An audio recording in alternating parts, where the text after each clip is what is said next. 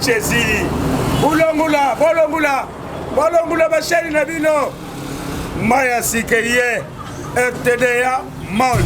Hey, bazwi wapi wuti wapi bampangi bosabone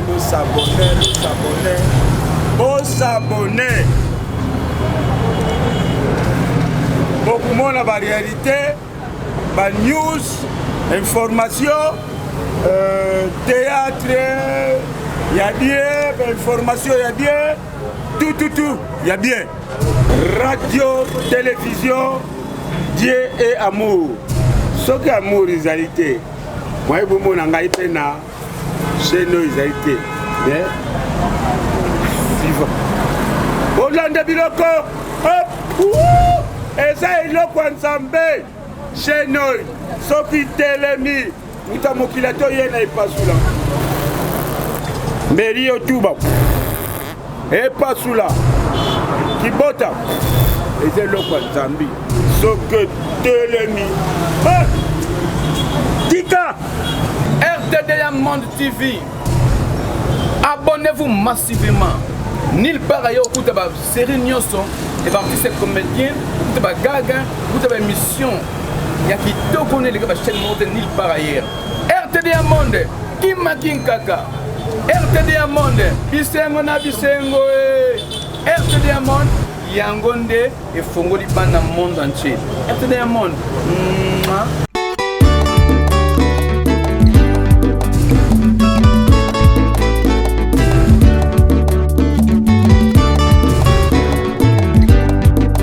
Bote mingi bandeko balandi à radio télévision Dieu est amour dans le monde to tombeli bino mbote ya mingi koleka kuna mokolo kitoko oya mardi oyo nzamba se kopesa biso ya le 4 avril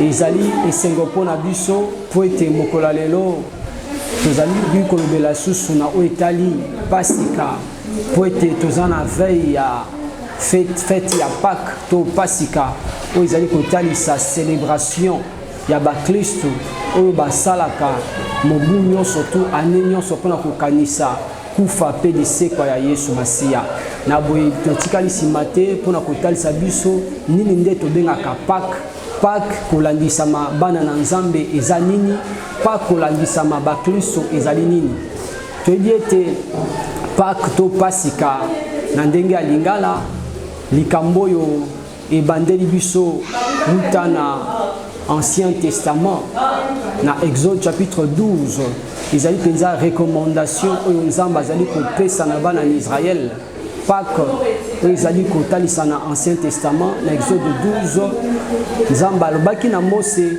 apesa mitindo na bana na Israël bayeba kokata motu ya meme bazwa makila na ye batia likolo balento ya baporte afin que wana mabe ekoya to liwa o ekozengeli koya e bakosimba bana na Israël te e bakobeta na ngambo ya baisraélite te na bonde Mose ayaki apesaki mitindo kolandisama ndenge Nzambe asengaki ete bazwa elembo ya makila batia na baporte ya balento ya bana na Israël esalemaki bongo pe wana l'ange de la mort ayaki kobeta tomonaki ete bato ebele bakufaki na mboka na Ejipito ebele bakufaki na kati na mboka na Ejipito bapremier nyonso to bakufaki mais kasi na ngambo na Israël matanga ezalaki te bango babatelamaki na boye Pâques oyo ezali kotalisa délivrance la Pâques dans l'Ancien Testament ezotalisa délivrance to sortie okangolama ban Israël babimi na kati na Ejipito babimi na kati na kiboungu ya 430 ans na kati na mboka bapaya balongwe kuna na kati na mboka wana ya boumbu na Ejipito pe bakei vers la terre promise la Pâques na kati na Ancien Testament et komele nango bazokoma Pâques na Ancien Testament bazokoma ngo sans S tandis que Pâques na Nouveau Testament bazokoma ngo avec S donc signification ya Pâques c'est vraiment tout ce yango c'est vrai bakristo ebele na mokola lelo ba célébraka Pâques te ba célébraka to Noël te oso balbaka te Noël biso to célébrer Noël te to célébrer ka Pâques mais kasi ezalaka penza yiki kenesika banso balobaka to célébrer Noël banso balobaka to célébrer Noël te mais sika to loba ete ebandeli ya makambo c'est vrai que la Pâque est la plus grande fête des chrétiens mais kasi ceux qui y soit botamaka te alinga pe kokufa te ceux qui pe Yesu botamaki te penge kolobela pe lisekwa na ite na yango wana totiaka mokoloto bien que date ezalaka souvent discuté na oetali Noël mosu balobaka te na date wana te tokocélébrer ngo te mais biso tokopesa toli ete lokola Yesu abotamaki mokolo moko ete bakristo babi tokumisa nzambe mpona tia na mbotama na ye bamisusu babi mpe tokokumisa ete likambo te kasi na oetali pasika moto nyonso to abengami azala mwana na nzambe esengeli akanisa Pâque oyo molingami na Exode 12 abi na biso ete botia elembo ya makila na balento ya bana Israël pe wana mwanzeli nanga koleka na era komona makila akoleka na likolo il va passer outre Pâque oyo qui ça passer outre la Pâque veut dire passer outre koleka na likolo na boy ange de la mort qui pona ko sala musala ko boma Zamba apesa ki di fléau na Moïse abaki na yebisa Moïse yebisa Pharaon atika bana ngai babima kasi falo aboyaki ya liboso fléau ya liboso nzamba ekotinda etumbu ekomaki na kati na mboka na Egypte mais Pharaon boy kaka kotika bana Israël basoterel bayaki bamabanki bayaki mai ebongwanaki motane mai ekomaki makila mais nyoso to wana falo aboyaki. Alors on a 10e fléau ezaki lokola prise définition nde bonzamba bi OK na ngani ya bane ko yeisa motema ya Pharaon makasi koleka pote atika bana ngai bakende te kasi cette fois-ci makambo eko salema Pharaon ye moka ko benga bino pa ko banyo mobima ekozala délivrance o nzamba lakaki ke libota nga bako kangolama ekokokisama na boye Moïse ayaki ayebisaki na bana Israël bozwa elembo ya makila oyo ya mwana na mpate bobuma yango botia na ba porte ya bana Israël et wana moi je na nzamba kobima bokosala akobima pa koyeba kobeta na ngambu na Egypte mais na ngambu na Israël a cause makila akosimba moko te ezalaki nde délivrance ezalaki nde kokangolama ezalaki nde kobimisa ya bango na kati na Egypte makila wana ezalaki elembo ya délivrance pe ya changement na kati na bana Israël na boye molingami tokozwa te koyeba kolimbola yango mpenza malamu kotalisa biso impact ya Pâque wana tokozongela na poste koya kuna kotalisa impact ya Pâque na kati na bomo ya bana Nzambe wana Pâque na kati na Ancien Testament chaque année nous avons appelé cette institution va célébrer Karango va célébrer Pâques chaque année va célébrer Karango na kati na mboka na Israël ezaki lokola la recommandation institution na même période na même na chaque année va célébrer Pâques pour rekanisa sortie pour rekanisa délivrance pour rekanisa kokangolama ya libota o babimaki na kati na mboka na Égypte mais voilà to comme na Nouveau Testament Pâques oyo ezokomama na S. Dans l'Ancien Testament, Pâques ezokomama sans S. Mais dans le Nouveau Testament, Pâques bazokomango avec S. Pâques oyo na kati na Nouveau Testament ezali kolakisa kufa pe lisekwa na Yesu Masia. Yesu andimaki kokufa mpona biso na ekulusu andimaki ya solo te kokota na kunda pe mokolo misato asekwaki. Donc la Pâque dans le Nouveau Testament nous rappelle la mort et la résurrection de Jésus. Jésus est mort sur la croix de Golgotha asekwaki mokolo misato pe ya solo mokolo misato asile kosekwa. Na boye kufa pe lisekwa na Yesu Masia ezali ko rappeler biso Pasika ezali ko rappeler biso ko kangolama na boye asengamaki na bakristo nyonso to célébrer Pâques wana na kati na mokanda na Nzambe bayekoli bazotune où veux-tu que nous allions te célébrer la Pâques alors kufa na Yesu yaki pe coïncider à ce moment-là na arrestation à Yesu Masia pendant que il bota bande pour préparer ba célébrer Pâques na bande bande pour ça dans l'Ancien Testament ça c'est le moment là aussi que Jésus-Christ était arrêté ezaki pendant un moment ya Pasika na boye so kangamaki Yesu asambisamaki pa bakamaki ne kulusu pe akotaki na kati ya kunda kasi mokolo misato Yesu asekwaki donc la Pâque dans le Nouveau Testament nous montre la mort et la résurrection de Jésus. Ce qui est soit kufakate, yé soit sekwakate, kondima na biso ngai kozala pamba. Lelo so biso to tiaka munoko bana nzambe, eza parce que ya biso akufa passé quoi. Ya bango tangelanga kombo akufa kasase quoi te. Différence na biso na bango yango wana. Bango bakobenga ya bango aza nzambe. Mais ce qui otangelinga bango, tangelanga bakombo nyos no biso akufa kasase quoi te. Tangelanga kombo nyos no biso ke akufa kasase quoi te. Kasi ya biso mokonzi Yesu Masia akufa ki alongi liwa pe mokola misato asekwi pe lelo avandi na kiti ya bokonzi ya nzambe na kati na gloire avandi na kiti ya bokonzi na nzambe Yesu asekwi lelo so itotiaka munoko epai na satana eza parce que Yesu na biso akufa ki passé quoi qui bien aimé dans le Seigneur ceux qui kondima na biso eza na tina lelo ceux qui lelo vie chrétienne na biso est efficace ceux qui lelo totiaka munoko epai ya satana parce que notre Jésus il est mort et il est ressuscité ya on a sa moto moko la dimanche kotika la nanda côté parce que la Pâque c'est la plus grande fête des chrétiens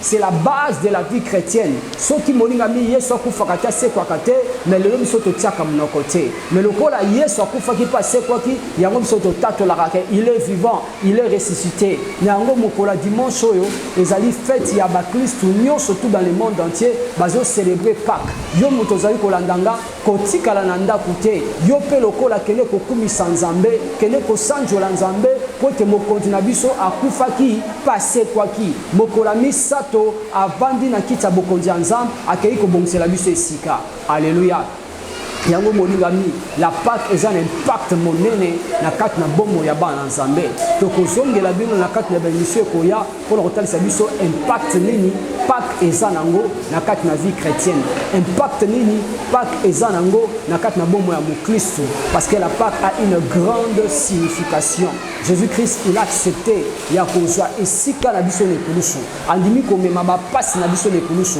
andimi komema mikumba na biso nekulusu po ete biso tokangolama po ete biso tobengama bana nzambe po ete biso tolongwa na nzela ya kibowumbu toya na nzela ya kibonzambe lelo kombo eleki ya Bible dans Acte 4 verset 12 il n'y a aucun autre nom qui nous est donné parmi les hommes par lesquels nous pouvons être sauvés si ce n'est que le nom de Jésus kombo eleki ba kombo nyonso eza kombo ya Yesu na kombo na Yesu tout genou fléchit dans le ciel, sur la terre, dans tout l'univers. Na komba Yesu, ma bolongo nyonso te ezali kobeta ma molingami. Na ngo nyonso tozo tia monoko, poti ya biso akufa pe asekwa. Yango nazo sande kozwali kolandanga lelo toza na droit ko sepela. Oza na droit okumisa nzambe, oza na droit otombola nzambe, oza na droit yo po kota na lipamboli na yo, oza na droit yo po seka. Kote lobi tozali na kati ya boumbu. Kasi na nzane ekulusu na Jean 19 verset 30 il a dit tout est accompli. Andimi kozwa mikumba na biso, andimi komema pasi na biso na ekulusu. Andimi kokoma elakeli mabe.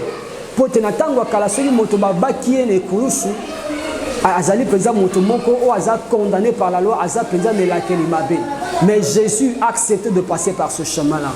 Il n'était pas obligé de le faire. Mais Andimiango Potengana Otokangolama. Il a pris ma place. Il a pris ta place. Animiko Bakama et Sika Mokona Mamiibi. Voilà pourquoi, bien sûr, dans Romains chapitre 8, verset 1er, il n'y a plus de condamnation pour ceux qui sont dans Jésus-Christ. Condamnation Mokezate.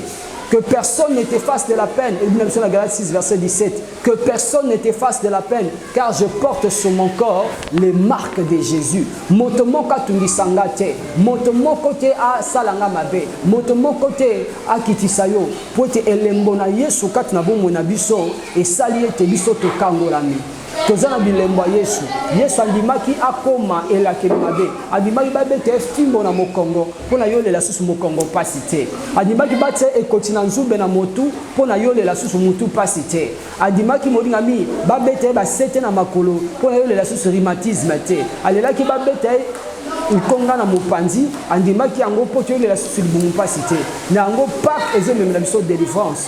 Et dans le Nouveau Testament, notre Pâque c'est Jésus. Christ est notre Pâque. La vraie Pâque, au Israël qui dans l'Ancien Testament, ils avaient la préfiguration mwana na meme bakataki ye moto mais kasi pasika ya solo na kati na Nouveau Testament ils ont représenté biso Yesu Masia wandimaki kokufa mpo na biso na ekulusu wandimaki kozwa esika na biso na ekulusu wandimaki ete na nzela na kufa na ye biso tokangolama mpe biso tobengama bana na Nzambe na yango molingami oza na droit oza na esengo oza na droit okumisa Nzambe pote ya biso mokonzi akufaki passé kwaki ya biso mokonzi aza na bon mort ya biso mokonzi il est vivant akotika soki mokete notre Dieu Jésus-Christ est vivant il est le même hier aujourd'hui et éternellement Yesu Masia azali pasika ya solo kufa pe lisekwa na Yesu ememeli biso kokangolama kufa pe lisekwa na Yesu ememeli biso changement kufa pe lisekwa na Yesu ememeli biso kokende liboso kufa pe lisekwa na Yesu efungoli biso bikuke ebele amen donc pas kwande to tsoba ezamo ebwengo ba pesa oyo ba passer outre koleka na likolo ya oyo banda na Ancien Testament alors biso pe lokola à cause ya liwa Yesu Masia biso pe tolongi liwa tolongi maladi tolongi mikakatano tolongi kiboumbu ya satana tolongi bilakeli mabe ozasu na droit kosala na sia boumbu ya satana te ozasu na droit kosala na sia condamnation à famille te parce qu'il n'y a plus de condamnation pour ceux qui sont en Jésus à cause de l'œuvre de Jésus-Christ sur la croix le péché ne peut plus te dominer à cause de ce que Jésus-Christ a fait sur la croix la maladie ne peut plus te dominer à cause de ce que Jésus-Christ a fait sur la croix le monde ne peut plus te dominer car il nous a délivrés de la puissance des ténèbres. Il nous a transportés dans le royaume de son Fils bien-aimé en qui nous avons la rédemption et le pardon des péchés. Lisumu kokonza ote. Yom to kangami na kati ya bomba mosumu. Monami a cause aliwa Yesu ne kulusu. A cause ya pasika oye. Pak oye pona changement ya mutu moko. Pak oye pona kokangola manayo. Pak oye pona yo kangola ma okoma moto ya sika na kombo na Yesu. Nango molingami Zamba sala biso ngulu to sosula mutuya ya pasika na bomo na biso. L'impact de Jésus, l'impact de la mort et de la résurrection de Jésus a tout changé. Bible dit que le rideau du voile s'était déchiré. Lorsqu'il a dit tout est accompli. Mongani akisi mutunaye bakake beti rideau à temple et katani. C'est pour dire que condamnation ezali susute makamyo se ko kangalo mongani ekoyi. Mutu monta biso ke o te famille na bino parce que kindoke ezali o tata mwasi onoko non makila Yesu ezana nguya koleka makila banoko ya tata mwasi. Le sang de Jésus crie mieux que le sang d'Abel. Le sang de Jésus crie mieux que le sang de nos parents. À cause de makila Yesu yom tozolandanga pesa bomone pa na Yesu Masia afin qu'on vivre pas qui a solo et nzamba ozangisa te kosala obolamu na kombo na Yesu soki nano pesi bomone pa na Yesu Masia te ngami on s'identifier na pas quoi solo ezate mais ndima opesa bomone pa na Yesu ndimo yamba Yesu Masia na bomona yo abi je me tiens à la porte si je frappe Apocalypse 3 verset 20 si quelqu'un entend ma voix et m'ouvre la porte j'entrerai chez lui je souperai avec lui et lui avec moi lelo soki oki mungongo na ye ofungoli ekuke ondimika ko yamba Yesu Masia na bomona yo ngami pak pe examen pak na bomo na kombo na Yesu et ya solo ezobanda kaka wana ceux qui ont confessé Yesu na monoko na abina Romains 10 verset 9 si tu confesses de ta bouche le Seigneur Jésus et si tu crois dans ton cœur Dieu le Père l'a ressuscité de mort tu seras sauvé molingami pesa bomone pa na Yesu Masia yamba Yesu Masia kufa pelise kwa na Yesu ezali kokangola na biso kufa pelise kwa na Yesu ezali sola sika na bomo na biso nango moto atungisa yo te moto asala la peine te poto tokangolami na nguya Yesu Masia elongo na Yesu Masia nde tobengami bana Nzambe Pâques ememeli yo changement Pâques ememeli yo délivrance Pâques ememeli yo kokangolama Yesu akufaki pamba te soki Yesu akufaki soki Yesu asekwaki eza po ete ngai na yo tokangolama. La Pâques c'est la traversée, la Pâques c'est le changement, la Pâques c'est la délivrance, la Pâques c'est la transformation, la Pâques c'est la nouvelle vie dans ta vie. Ceux qui m'ont été katina Yesu akomi kilamu ya sika. Alléluia.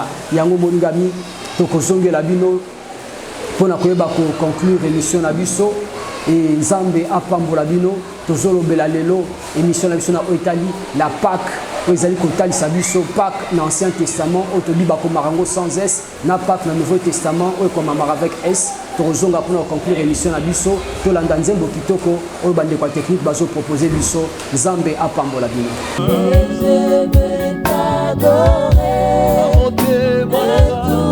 Oh oui, car tu es mon Dieu.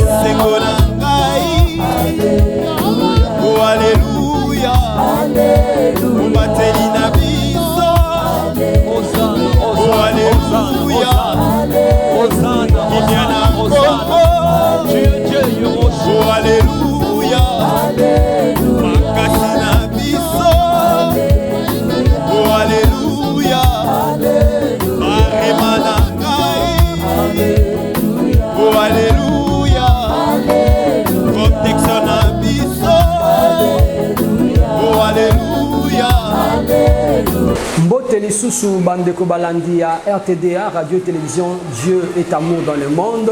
Tozongeli bino, tozana katna émission na biso spécial Pâques. Ici quand tozo bela o etali la Pâques. Tobiete tozana période pascale. Ici quand ba Christ bazali ko célébrer Pasika na Lingala, ozali ko talisa biso fête monene ya ba Christ.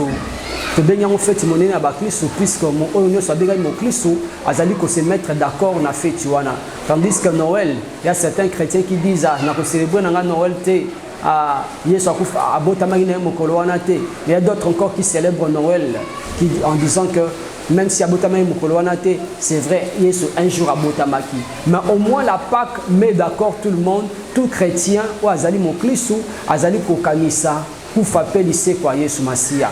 Nango tolibiete Pâques et bandaki na Ancien Testament ezaki célébration au Nzambe après ce qui n'a pas Israël va célébrer chaque année la même période pour nous organiser sa sortie délivrance kobima na kat Égypte tolibi na Exode chapitre 12 ban Israël bazaki na kati na mboka ya Israël durant 430 ans na kat na kiboumbu et Nzambe eko soit motomoko a lokola Moïse pour kokilo kobimisa ban Israël na kat na kiboumbu kasi ezaki facilité pour te Pharaon à résister qui bien que Moïse azaki na nzete ba signe miracle ndé na ndenge selemaki ba mabanki ba bimaki kolia bilanga mai komaki montagne rouge mais Pharaon a cédé quitté kasi na 10e fléau Nzambe alobaki na Moïse cette fois-ci Pharaon a kobimisa bino akobengana kutu bino pe bino bokoyebisa ke to bingana biloko na biso nyonso tout ezalaki nde mwana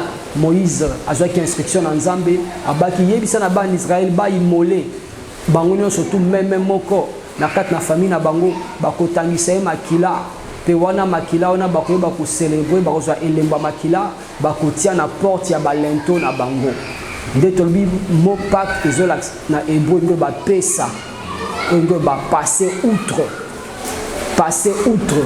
na boye wana Moïse ban Israël basalaki likamwa babi moto moko to bima na kati ya ndako so botiele makila butu wana moto sorti kana kati ya ndako basalaki recommandation de Moïse ayisaki bango bazwaki elembo makila batiaki na porte ya bana en Israël na ngambo kuna matanga ezalaki te menzo kande na Égypte matanga ezalaki Nzamba pambola ndeko na biso Mike Kalambai oyendi nangambo Égypte molilie nangambo Israël polengengie monigami matanga ezalaki na Égypte à cause ya makila o ezalaki et protéger qui bat en Israël. Dès Apocalypse 12, ça dit ça, nous l'avons vaincu à cause du sang de l'agneau de Jésus-Christ. Je peux te rappeler que Pâques dans l'Ancien Testament comme Amara sans S.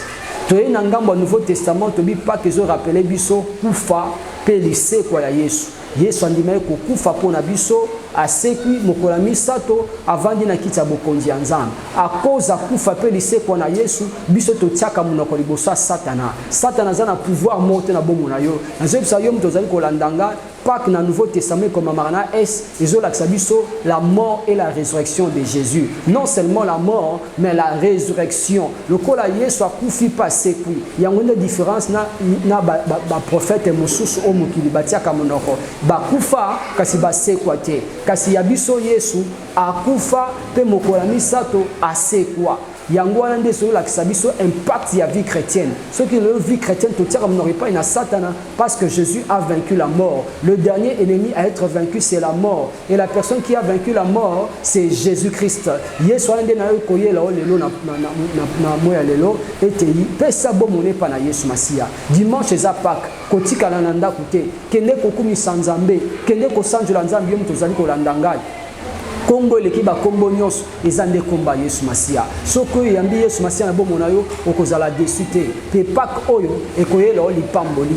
Pâques oyo ekoyela o bénédiction.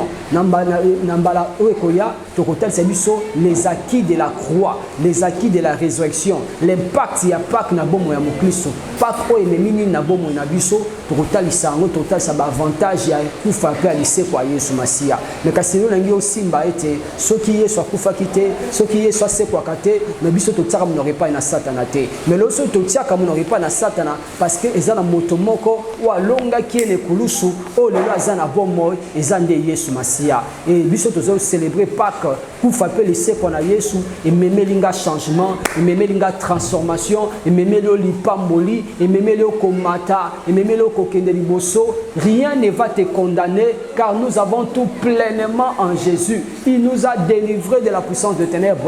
Tolonga ki na nzela makila molingami tia confiance pa na Yesu Masia.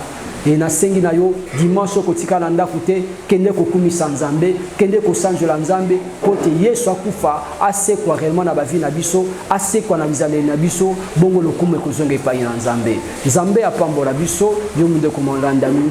Le lot total ici différence entre Pâques dans l'Ancien Testament et le Nouveau Testament. Petrozong la Bible, la numéro Koyakuna pour la totale Sabino, les avantages, les acquis de la résurrection, impact, il y a pacte. Il y a Pâques oyo na bomo ya Kristo ezali komemani na vie na yo ezali komemani na vie chrétienne na yo.